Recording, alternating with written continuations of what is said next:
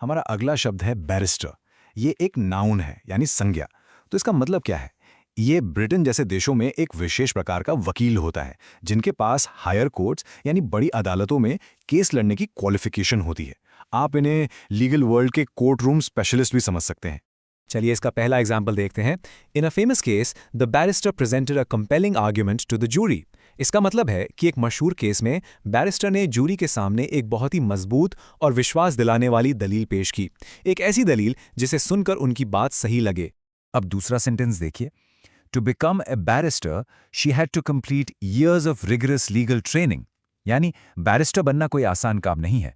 इसके लिए कई सालों की बहुत ही कठिन और सख्त लीगल ट्रेनिंग पूरी करनी पड़ती है। और ये रहा तीसरा एग्जाम्पल। इससे कॉन्सेप्ट और भी क्लियर हो जाएगा।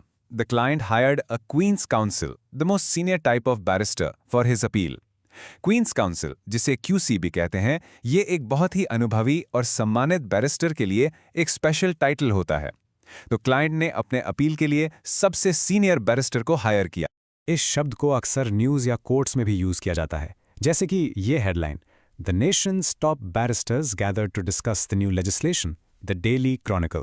मतलब देश के बड़े बड़े बैरिस्टर्स एक नए कानून पर चर्चा करने के लिए इकट्ठा हुए।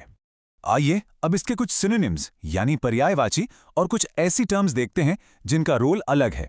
सिनोनिम्स हैं लॉयर, काउंसिल और एडवोकेट।